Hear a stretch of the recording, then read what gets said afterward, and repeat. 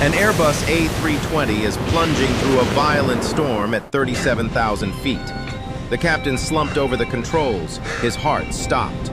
The co-pilot's hands are shaking too badly to grip the yoke. 174 passengers are screaming in absolute hysteria, and the only person stepping forward is a skinny 16-year-old black boy in a worn-out t-shirt. But before he can reach the cockpit door, a flight attendant shoves him backward and hisses, "Disgusting little rat! A filthy little brat like you dares to rush into the cockpit? You want to kill everyone faster, is that it?" He does not flinch. He just looks her straight in the eyes, calm, steady. She has no idea who this boy really is. And when she finds out, she will collapse to her knees in tears. How did a homeless black orphan become the last hope for Flight 2136? Stay with me. Miami, Florida, a city of sunlight, cruise ships, and million-dollar condos lining the coast. But 14 miles from those glittering beaches, tucked behind a row of check-cashing stores and a laundromat with a broken sign, sits the Overtown neighborhood, one of the oldest and poorest black communities in the American South. This is where Benjamin Townsend grew up, if you can call it growing up. Yeah, that's fine. Benjamin never knew his father. His mother, Lorraine Townsend, was a 20-year-old waitress who died of pneumonia when he was 4. She could not afford the hospital bill, waited 3 days before going to the emergency room, and by then her lungs were already drowning. Benjamin remembers only one thing about her: the smell of cocoa butter on her hands when she held his face and whispered, "Baby, you are going to fly someday." He was too young to understand, but those words buried themselves deep in his chest and never left. After Lorraine died, Benjamin entered the foster care system. 12 years, 7 homes. Some were neglectful, some were cruel. In one, the foster father locked him in a garage for 2 days over a broken plate. In another, the foster mother collected the checks and fed him canned beans and stale bread.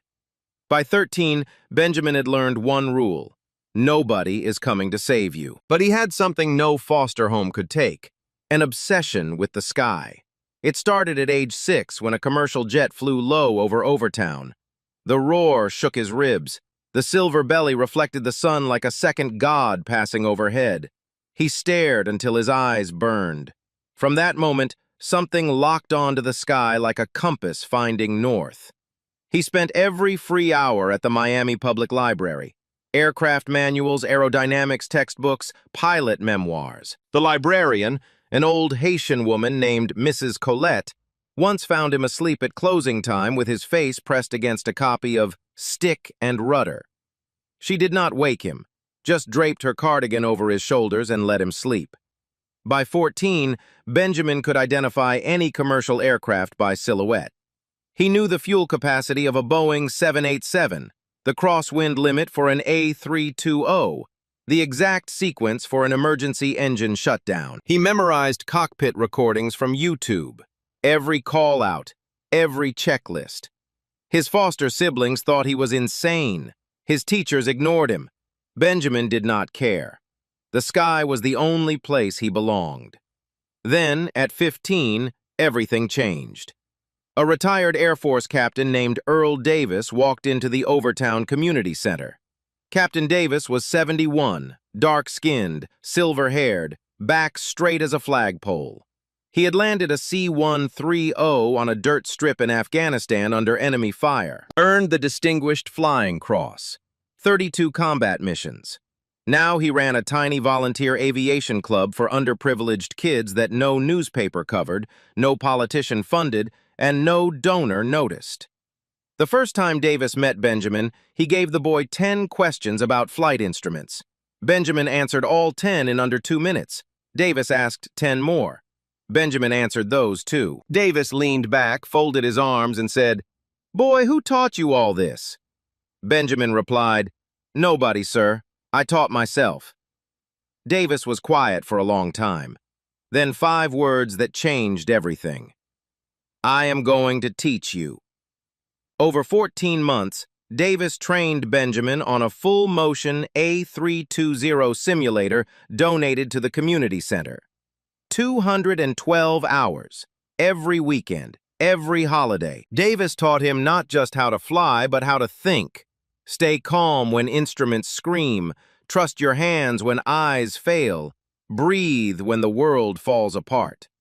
Before their final session, Davis gave Benjamin a hand-carved wooden model of an A320 with 5 words etched into the belly. The sky doesn't care what color you are. Benjamin kept that model in his backpack every single day. The only thing he owned that meant anything. Now, at 16, Benjamin has won a STEM scholarship. The organization is flying him from Miami to Chicago for orientation at a prestigious aviation academy, his first time on a real airplane. Gate B-22, Flight 2136, Seat 34F, last row, cheapest ticket, the seat nobody wants. He walks through the gate in a faded gray t-shirt, second-hand sneakers, and a backpack held together with duct tape. He is smiling. He does not know that in less than 3 hours, everything about this flight and his life is about to change forever. The moment Benjamin steps onto the jet bridge, he feels it. A shift in the air, a silent wall of judgment. The businessman in front of him glances back, looks him up and down, then pulls his carry-on closer to his chest as if something might go missing. A mother nudges her daughter to the other side. No one says a word. No one has to. Benjamin keeps his head down and walks to row 34. Seat 34F is wedged against the window in the last row, right next to the lavatory. The seat does not recline. The overhead bin above it is already stuffed with someone else's luggage. Benjamin does not complain. He slides in, places his backpack on his lap, and presses his forehead against the cold window. Outside, the ground crew is loading bags in the rain. He watches them and thinks about Captain Davis, about the simulator, about Chicago. For the first time in his life, something good is happening. Then he hears a voice. "Excuse me." A woman is standing in the aisle staring at him. She is in her early 60s, dressed in a cream-colored cashmere blazer, pearl earrings, leather handbag worth more than everything Benjamin has ever owned combined. Her name is Pamela Hargrove. She sits on the board of 3 charities in Palm Beach. She has never in her entire life ridden in economy class. But today, first class was full, and she was downgraded to row 33. She is already furious. And now she is looking at Benjamin like she has just found a cockroach on her dinner plate. "Is that your seat?" she asks. Not politely, not curiously. The way someone asks a stray dog how it got inside. Benjamin nods. "Yes, ma'am, 34F. Pamela's eyes narrow. She scans him. The worn t-shirt, the taped backpack, the second-hand sneakers with a hole near the left toe. Then she turns to a passing flight attendant, a tall blonde woman named Karen Bellows, and says in a voice loud enough for the surrounding rows to hear, "I need you to check this boy's boarding pass. There is absolutely no way he paid for this ticket." Benjamin's stomach drops. He reaches into his pocket, pulls out his boarding pass, and holds it up. His hand is steady, but his heart is slamming against his ribs. Karen Bellows takes the pass. She studies it. She looks at Benjamin. She looks at Pamela. Then she hands it back and says flatly, "It is valid." But Pamela is not satisfied. She leans forward and whispers, loud enough for everyone nearby to hear, "I know how these people get tickets. Stolen credit cards, fake identities. You should check the system again. I do not feel safe sitting near him." The words hit Benjamin like a slap. He says nothing. He puts the boarding pass back in his pocket, turns to the window, and stares at the rain. His jaw is clenched so tight his teeth ache. A woman sitting across the aisle, Grace Anderson, a 40-year-old nurse from Atlanta, watches the whole scene. She leans over and says softly, "Don't let her steal your joy, sweetheart. You belong here just like everyone else." Benjamin looks at her. He wants to smile but cannot. He just nods. The plane takes off. Benjamin watches Miami shrink beneath the clouds. For 20 minutes, he allows himself to breathe. He pulls out the wooden A320 model and holds it in his palm under his backpack where no one can see. He traces the words with his thumb. "The sky doesn't care what color you are." But peace does not last. At 32,000 feet, Pamela Hargrove calls Karen Bellows again. She says her purse feels lighter. She says she had $300 in cash when she boarded. She looks directly at Benjamin and says, "I want him searched." Karen Bellows walks to row 34. She does not ask politely. She says, "Stand up, open your bag." Benjamin stares at her. "What?" "A passenger has reported missing cash. Open your bag. Now!" The cabin goes quiet. Heads turn. Passengers in rows 30 through 36 are all watching. Benjamin stands up slowly. His legs feel like they are made of concrete. He unzips his backpack in full view of everyone, revealing a change of clothes, a toothbrush, a library book about aerodynamics, and the wooden airplane model. No wallet, no cash, nothing. Karen Bellows looks at the contents. She says nothing, no apology. She simply walks away. Pamela Hargrove huffs and mutters, "He probably already hid it." A man in row 31, a heavy-set businessman in a golf shirt, lets out a short laugh and says, "Kid probably never even seen $300 in his life." A few passengers chuckle. Benjamin sits back down. He puts the wooden model back in the bag with trembling hands. His eyes are burning, but he does not cry. He will not give them that. He presses his forehead against the window and stares at the clouds rushing past. The same sky that has always been his only home, his only sanctuary.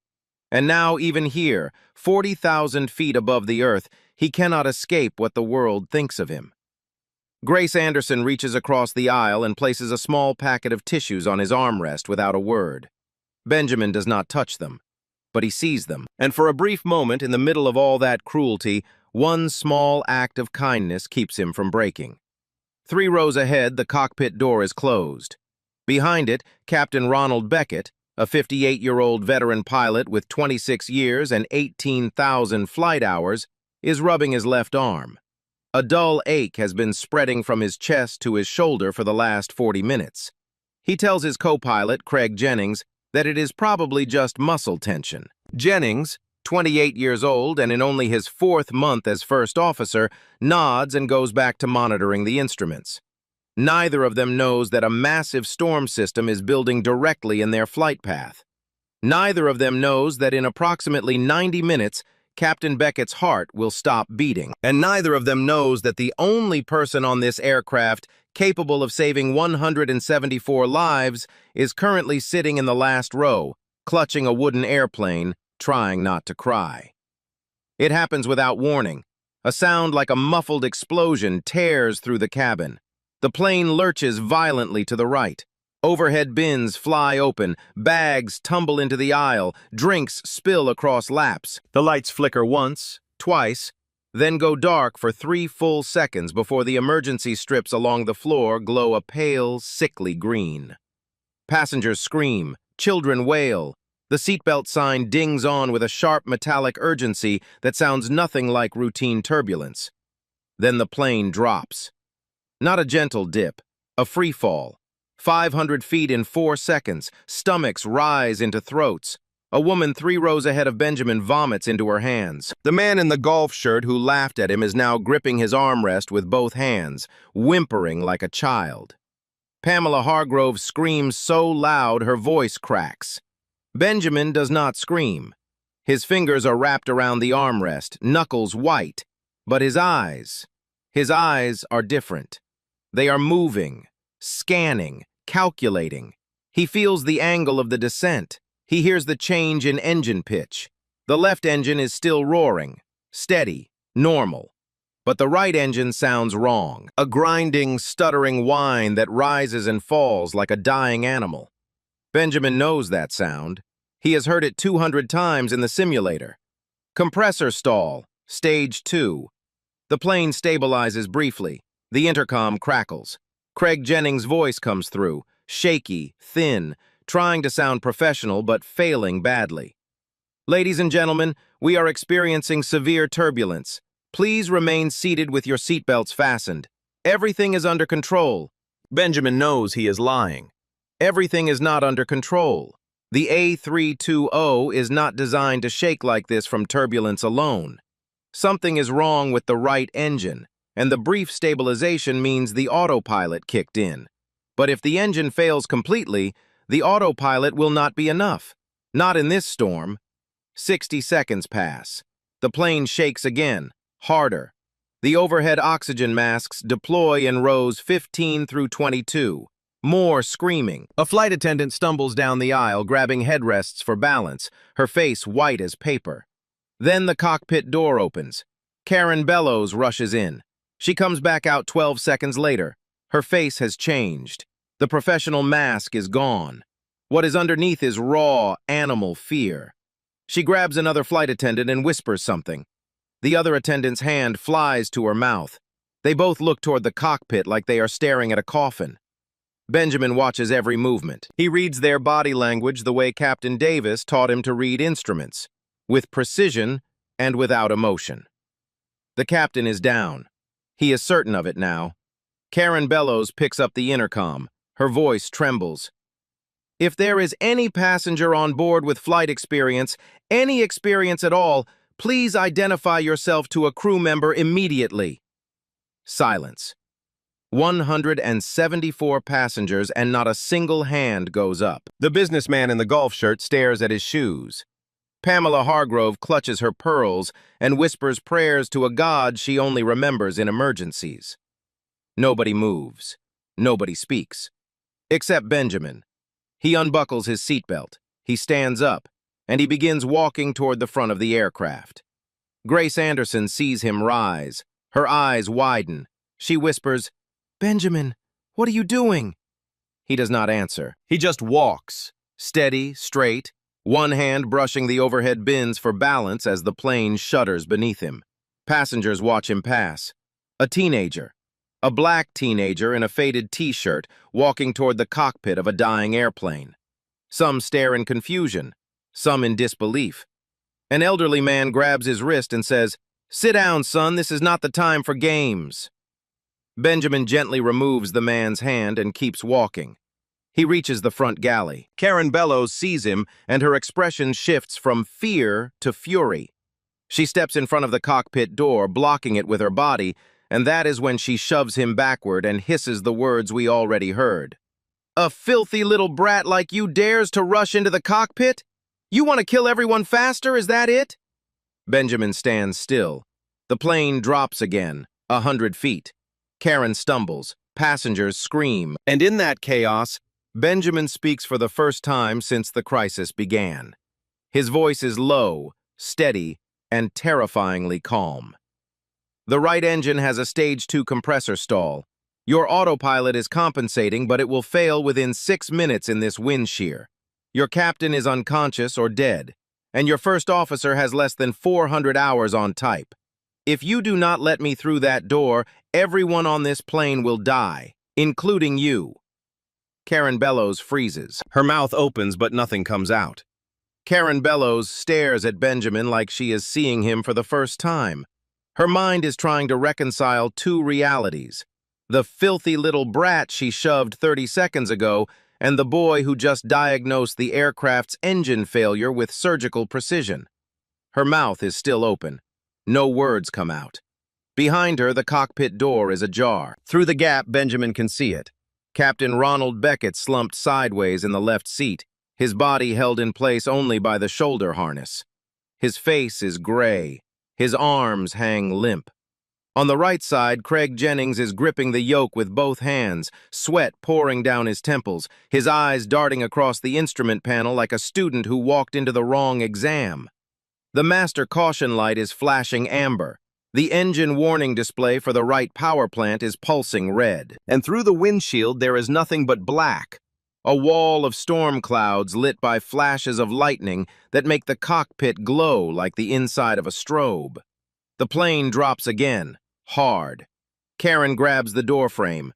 From the cabin behind them comes a fresh wave of screaming, louder, more desperate, more primal than before. Benjamin looks at Karen. He does not repeat himself. He does not beg. He simply says, "Move!" And she does. Benjamin steps into the cockpit. The smell hits him first. Sweat, vomit, and the sharp metallic tang of electrical systems under stress. Captain Beckett's body is heavy and still. Benjamin does not look at the captain's face. He cannot afford to feel anything right now. He turns to Jennings. Jennings sees him and his reaction is immediate. "What the? Who let you in here? Get out! This is a restricted area!" His voice is high-pitched, cracking at the edges. His hands are shaking on the yoke so badly that the control inputs are jerking the plane left and right in micro-corrections that are making the turbulence worse. Benjamin sits down in the observer seat behind the center console. He speaks clearly. "Your vertical speed indicator is showing negative 1,500 feet per minute. You are descending and you do not realize it. Pull back gently. 2 degrees nose up. Do it now." Jennings stares at him. "You are a kid. A kid. Get out of my cockpit before I—" The ground proximity warning system interrupts him. A robotic female voice fills the cockpit. "Sink rate. Sink rate." Jennings' face goes white. He yanks the yoke back. Too hard, too fast. The nose pitches up aggressively. Benjamin feels the G-force press him into the seat. The airspeed drops. The stick shaker activates. A violent rattling that means the aircraft is approaching a stall. "Release pressure!" Benjamin shouts. "You are going to stall the aircraft. Nose down 2 degrees. Add thrust on the left engine now." Jennings hesitates for 1 agonizing second, then obeys. The nose dips. The stick shaker stops. The airspeed climbs back to a safe margin. The cockpit is quiet for 3 seconds. 3 seconds of pure, fragile stability. Jennings turns and looks at Benjamin, really looks at him. His arrogance is cracking. Fear is eating through it like acid through paper. He whispers, "How do you know this?" Benjamin does not answer the question. Instead, he says, "Your captain needs to be moved. I need the left seat, and I need you to contact ATC on frequency 121.5 and declare a mayday. Can you do that?" Jennings shakes his head, not in refusal, but in disbelief. "You cannot be serious. You are— How old are you?" 16, and I have 212 hours on the A320 full-motion simulator. I know every system on this aircraft, every emergency procedure, every checklist. You can either let me help you, or you can fly this plane into the ground. You have about 4 minutes to decide." The plane shudders. Lightning cracks outside so close the cockpit lights flicker. The right engine display now reads 0 thrust. It is completely dead. The A320 is flying on 1 engine in the middle of the worst storm system over the southeastern United States in 3 years. Jennings looks at Captain Beckett's unconscious body. He looks at the instrument panel, screaming warnings at him. He looks at his own hands, still trembling.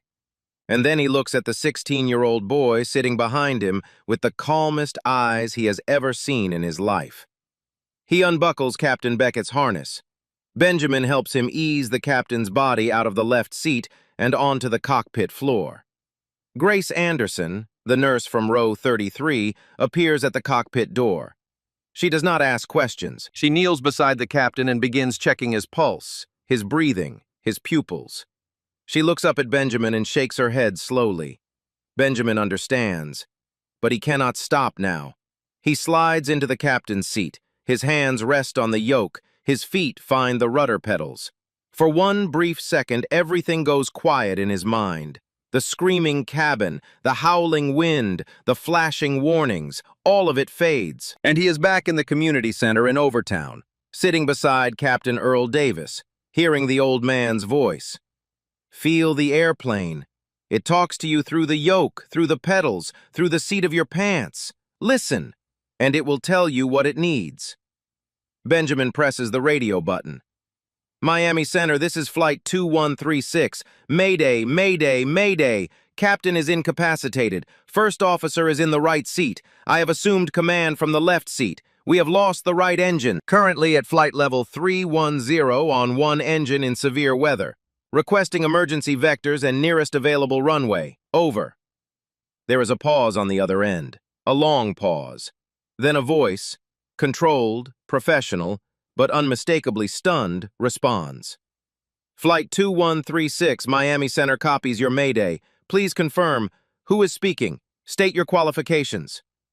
Benjamin looks at the instrument panel. He looks at the storm raging outside. He looks at the wooden A320 model that he pulled from his backpack and placed on the glare shield above the instruments, the only co-pilot he has ever trusted. Then he keys the mic and says, "My name is Benjamin Townsend. I am 16 years old. I have no license, but I can fly this airplane, and right now, I am the best chance these people have." Another pause. Longer this time. Then the controller's voice returns, steady, deliberate, and carrying a weight of decision that will define careers. "Copy, Benjamin. We are with you. Turning you left heading 290. Descend and maintain flight level 250. We are clearing a path. You are not alone up there." Benjamin turns the yoke gently to the left. The aircraft responds, smooth, obedient, alive. Behind him, 174 people are holding their breath without knowing that their lives now rest in the hands of a boy the world told to sit down. He is not sitting down. The news travels through the cabin like wildfire. A flight attendant whispers to another, a passenger overhears, then another. Within 2 minutes, every person on Flight 2136 knows. The captain is dead, the co-pilot cannot handle the aircraft, and a 16-year-old boy is flying the plane. A man in row 12 stands up and shouts, "A child is flying this plane? This is insane!" A woman in row 8 hyperventilates into a paper bag. The heavy-set businessman in the golf shirt storms toward the cockpit. "I am not letting some ghetto kid crash this airplane," he yells. Karen Bellows blocks him. For the first time tonight, she is not blocking Benjamin. She is protecting him. Something has shifted behind her eyes. She watched this boy diagnose a compressor stall that a trained first officer missed. She heard him talk to air traffic control steadier than any adult on this aircraft. She does not understand it, but she knows he is the only reason they are still in the air. "Sir, sit down," she says. Her voice is ice. "Now!" The man sits. Inside the cockpit, Benjamin is focused. His eyes move in a precise pattern. Airspeed, altitude, heading, engine instruments repeat every 4 seconds. Captain Davis drilled this into him until it became reflex.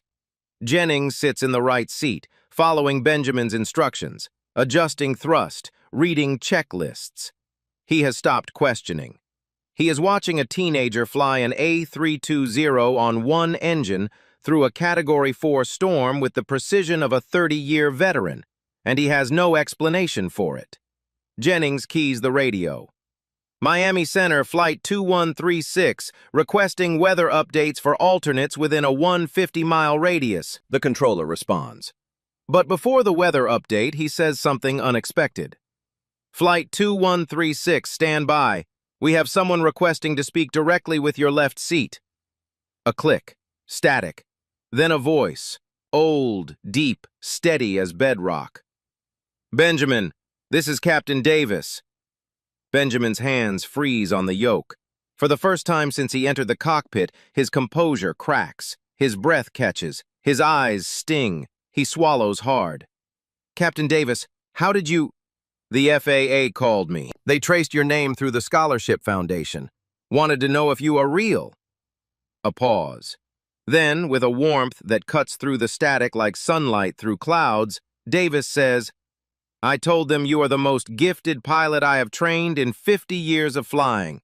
212 hours on the A320 simulator, 98% proficiency rating. And I told them if my own life depended on one pilot landing that aircraft tonight, I would choose you over every captain in every airline on Earth." Silence in the cockpit. Jennings stares at the radio, mouth open. Through the cracked door, Karen Bellows is listening, her hand over her mouth, eyes wet. Benjamin closes his eyes for 1 second. He sees Captain Davis in the community center, the old man's hands guiding his on the simulator yoke, the patient voice counting through crosswind corrections, the wooden plane on the console between them. Every lesson. Every Saturday morning when the world forgot he existed, but one man did not. He opens his eyes, keys the mic. "Copy, Captain, I will bring them home." Davis replies with 5 words. The same 5 words etched into the wooden model sitting on the glare shield right now. "The sky doesn't care, son." Benjamin nods. He cannot speak. He does not need to. He adjusts heading 2 degrees left, trims the elevator, and flies. In the cabin, 174 people are silent for the first time since the crisis began. The word is spreading, row by row, whisper by whisper, that the boy in the cockpit was trained by a decorated Air Force war hero, that this boy is not a fraud, not a thief, not a street kid playing games, that he might be the most extraordinary person on this airplane. And Pamela Hargrove, sitting in row 33, mascara streaking down her cheeks, is hearing every word. She remembers every accusation, every sneer, every whispered insult. And for the first time in her life, the shame she feels is not for someone else. It is for herself. Benjamin has control of the aircraft, but control is not the same as safety, and safety is still very, very far away. Miami Center delivers the news like a surgeon delivering a terminal diagnosis, calm, precise, and devastating. Flight 2136 Chicago O'Hare is closed due to severe weather. Midway is closed. Nearest available runway is Randolph County Airport, northwestern Alabama. Runway 18, length 5,200 feet. Jennings hears the number and his face drains of color. He turns to Benjamin. 5,200 feet. Benjamin, the minimum landing distance for an A320 on one engine, wet runway, is at least 5,800. That is 600 feet short. It is not possible. Benjamin says nothing. His eyes are on the instruments. His mind is running calculations. Ground speed, descent rate, wind component, aircraft weight, remaining fuel. He keys the mic.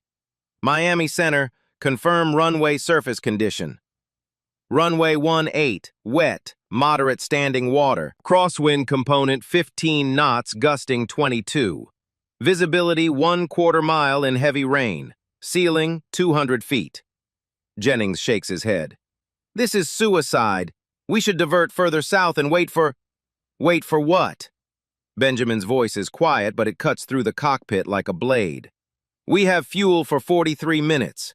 The storm system extends 400 miles south. There is no further south. There is only that runway. Jennings opens his mouth, closes it. He has no answer because there is no answer. That runway, too short, too wet, too dark, is the only piece of Earth between Flight 2136 and the ocean. Benjamin begins the approach briefing. He does it from memory, word for word as Captain Davis taught him. Single-engine approach, runway 18. I will fly a manual ILS. Gear down at 1,000 feet. Flaps full at 500. Target speed 132 knots. Touchdown zone first 300 feet. Maximum reverse thrust on the left engine immediately on contact. Manual braking. No auto brake. I need to feel the wheels. Jennings writes every word down with a hand that will not stop shaking. Benjamin descends. Flight level 250, then 200, then 150. Each 1,000 feet brings them closer to the storm's violent core. The turbulence that was brutal at altitude becomes savage below the clouds. The A320 bucks and heaves like a living creature trying to throw them off its back. Rain hammers the windshield so hard it sounds like gravel hitting glass. Lightning strikes so close that the cockpit fills with white light, and the electromagnetic pulse sends a momentary spike across 3 instrument displays. Benjamin does not flinch. His hands make constant micro-adjustments, a degree left, half a degree right, a touch of trim, a nudge of thrust. He is not fighting the storm. He is listening to it, reading its rhythm, finding the gaps between the gusts the way a boxer finds gaps between punches. At 12,000 feet, the second crisis hits. A loud bang from the left engine. The thrust fluctuates, drops, surges, drops again. The engine is not dead, but it is sick. The N1 gauge is fluctuating between 78 and 84%. Unstable, unreliable. The only engine they have left is now coughing like a man with pneumonia running a marathon. Jennings sees the gauge and his composure finally breaks. No, no, no, no, we cannot lose the left engine. Benjamin, if we lose the left engine, we are a glider. A 150,000-pound glider with no place to land. Benjamin's jaw tightens. He pulls the thrust lever back slightly, reducing strain on the engine, accepting a slower speed, trading power for survival. It is a gamble. Less thrust means a steeper descent rate. A steeper descent rate means less time to correct on final approach. Less time means less margin for error on a runway that already has no margin. He keys the mic.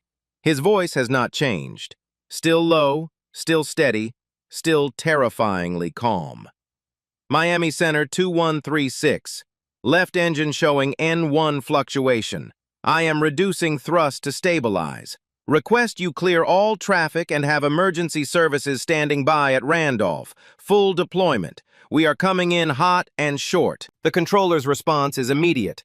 Copy 2136. All traffic cleared. Emergency vehicles are rolling. Benjamin, the whole building is listening. Bring them home. 8,000 feet. The clouds swallow the aircraft whole. Visibility drops to nothing. Benjamin is flying entirely on instruments now. The attitude indicator, the glide slope, the localizer. 3 small lines on a screen telling him where the Earth is, where the runway is, and whether he will reach it alive. In the cabin, the passengers can feel the descent. The pressure in their ears. The increasing violence of the turbulence, the awful grinding sound from the left engine that everyone can hear, but no one dares name. A flight attendant is moving through the aisle, checking seatbelts, her lips moving in silent prayer. Grace Anderson is still kneeling beside Captain Beckett's body in the cockpit doorway. She has covered his face with a blanket. There is nothing more she can do for him. Pamela Hargrove is clutching the armrests with both hands, her knuckles bone white. The pearls she wore so proudly are scattered on the floor. The string broke when the plane dropped 20 minutes ago. She does not care about them anymore. She is staring at the cockpit door, and behind that door is the boy she accused of being a thief. The boy whose bag she demanded be searched. The boy she wanted thrown off this plane. And now she is praying. Not to God, not to the pilot, but to him, to Benjamin. The boy she tried to destroy is the only one trying to save her. 5,000 feet. Benjamin calls for gear down. Jennings moves the lever. 3 green lights illuminate. Landing gear locked. The drag increases immediately. The airspeed drops. Benjamin adjusts thrust carefully, nursing the sick engine like a doctor keeping a patient alive long enough to reach the operating table. 3,000 feet. Flaps 1, Benjamin calls. Jennings moves the flap lever. The aircraft configuration changes. More lift, more drag, slower speed. The approach is stabilizing. Barely. 2,000 feet. Benjamin can see nothing through the windshield but black rain and occasional flashes of lightning that illuminate the clouds from within like the nervous system of some enormous dying creature. 1,000 feet. The radio altimeter begins counting down. 1,000, 900, 800. The synthetic voice is mechanical, emotionless. A machine counting the distance between life and death with perfect indifference. Flaps full, Benjamin calls. His voice is a whisper now, not from fear, from focus. Every atom of his being is concentrated on 3 instruments and 2 hands and 1 runway he cannot see. 500 feet. The glide slope is centered. The localizer is centered. Airspeed 134 knots, 2 knots fast but acceptable. The left engine is still fluctuating but holding. 300 feet. Still nothing through the windshield. Jennings is gripping the edge of his seat. His breathing is rapid and shallow. He whispers, "Come on, come on." 200 feet. Decision height. This is the moment. If Benjamin cannot see the runway, he must go around. Climb back into the storm on a dying engine with dwindling fuel. There will not be a second chance. Benjamin stares through the windshield. Rain. Black. Nothing. 150 feet. Nothing. 100 feet. And then Two rows of white lights pierce through the rain like the fingers of God reaching up from the earth. Runway 18, dead ahead, exactly where it should be. Benjamin whispers, "Runway in sight." He disconnects the autopilot. His hands are the aircraft now. He feels every gust through the yoke, every crosswind through the rudder pedals. The runway rushes up at him, short, narrow, glistening with rain. He pulls the thrust lever to idle. The left engine spools down. The nose drops slightly. The main wheels reach for the concrete. Contact. The impact is firm but controlled. The tires bark against the wet surface, sending twin rooster tails of water into the black air behind them. Benjamin slams full reverse thrust on the left engine. The roar fills the cockpit like a living thing. He presses the brake pedals. Hard, steady, progressive. The anti-skid system chatters beneath his feet. The aircraft decelerates. The end of the runway is visible now, a line of red lights growing closer, closer, closer. The A320 stops, 82 feet from the end of the runway, 82 feet between 174 lives and the darkness beyond. Benjamin's hands are still on the yoke. His feet are still on the pedals. He is breathing. The engine is winding down. Rain hammers the fuselage. And then, silence. A silence so complete it feels holy. Jennings turns to him. His face is white, his eyes red, his lips trembling. He opens his mouth to speak, but no words come. He just stares at the 16-year-old boy sitting in the captain's seat who just did what no one, no instructor, no examiner, no airline captain would have believed possible. Benjamin reaches up and takes the wooden A320 model from the glare shield. He holds it in both hands. His fingers are shaking now. For the first time all night, his fingers are finally shaking. He looks at the 5 words carved into the belly. "The sky doesn't care what color you are." He closes his eyes. And for the first time since his mother died, Benjamin Townsend allows himself to cry. For 3 full seconds, the cabin is silent. Not a breath, not a whisper. 174 people frozen in the space between terror and disbelief. Then, Grace Anderson starts clapping. One pair of hands, slow, deliberate, steady, like a heartbeat returning to life. Then a second pair joins. A third. A fourth. Within 10 seconds, the entire cabin erupts. Passengers are standing, clapping, screaming, sobbing, hugging strangers they ignored 3 hours ago. A grown man in a business suit is weeping into his hands. A mother is squeezing her daughter so tight the child gasps. The elderly man who grabbed Benjamin's wrist in the aisle is now pressing both palms together and bowing his head toward the cockpit door as if he is praying to something sacred. The heavy-set businessman in the golf shirt, the one who laughed, the one who said Benjamin had never seen $300, is standing motionless in the aisle. His face is blank. His mouth is open. Tears are running down his cheeks and he does not bother to wipe them. He is staring at the cockpit door and he cannot move. Karen Bellows steps into the cockpit. She looks at Benjamin, still in the captain's seat, the wooden model in his trembling hands, tears streaming silently down his face. She opens her mouth, closes it, opens it again. Then her legs give out. She drops to her knees on the cockpit floor, covers her face with both hands, and sobs. Deep, broken, shaking sobs that come from somewhere she has never allowed anyone to see. She does not say, "I'm sorry." She cannot. The words are too small for what she has done and what she has witnessed. Jennings unbuckles his harness, stands up, and does something no first officer is trained to do. He extends his hand to Benjamin, not as a co-pilot to a passenger, but as one aviator to another. Benjamin looks at the hand. He takes it. Jennings holds on for a long time and says quietly, "I have never seen anything like that in my life, and I never will again." Outside, red and blue lights flash through the rain. Emergency vehicles surround the aircraft. The door opens. Cold, wet air floods the cabin. Benjamin Townsend is still sitting in the captain's seat. He is 16 years old. He has no license, no uniform, no rank. But tonight, He outflew the storm, outflew the odds, and outflew every lie the world ever told about him. The paramedics reach the cockpit first. They carry Captain Ronald Beckett's body out on a stretcher, his face covered with a white sheet. As he passes through the cabin, passengers bow their heads. Benjamin watches from the captain's seat until the stretcher disappears. He whispers, "Rest easy, Captain." No one hears him.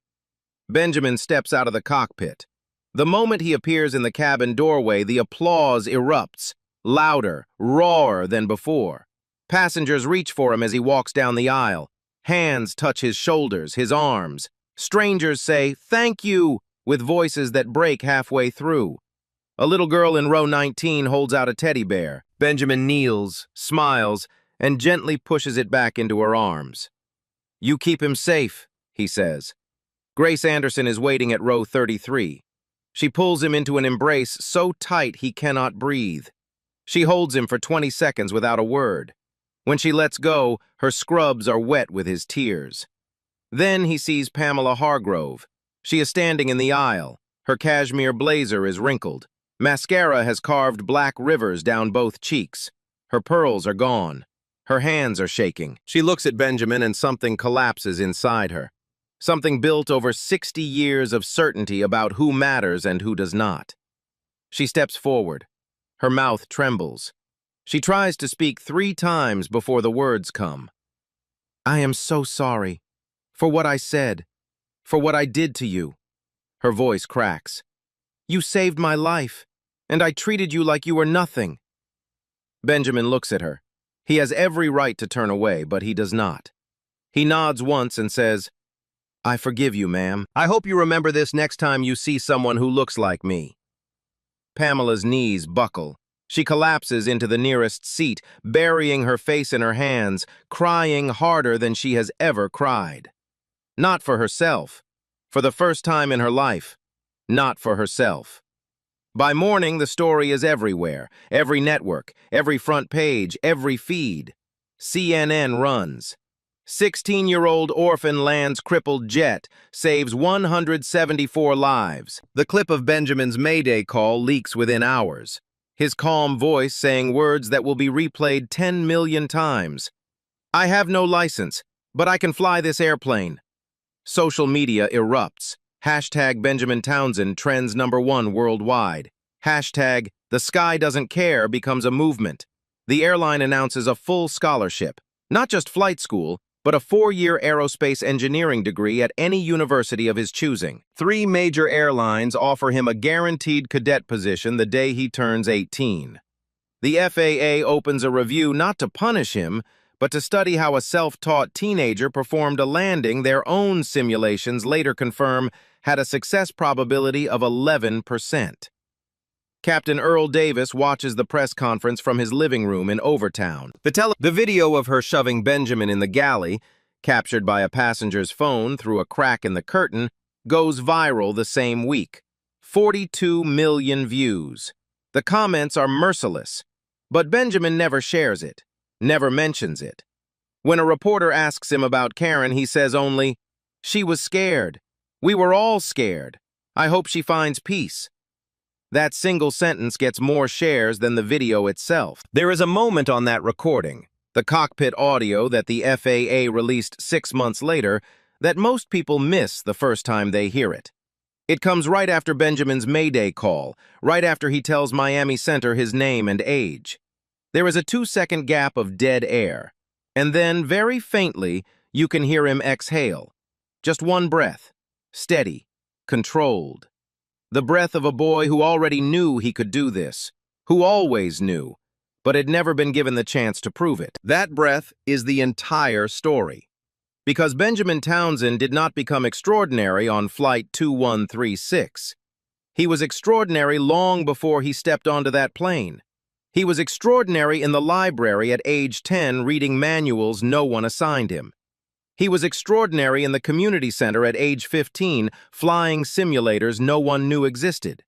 He was extraordinary every single day he woke up in a system that forgot him and chose to learn anyway. The airplane did not make him. It simply revealed what was already there. And that is the question this story leaves with every one of us. How many Benjamins are out there right now? Brilliant, gifted, extraordinary, sitting in the last row, wearing second-hand shoes, being told they do not belong. How many are being searched, doubted, shoved aside, and dismissed before they ever get the chance to show what they can do? How many talents has this world already lost because someone looked at the outside and decided they already knew what was inside?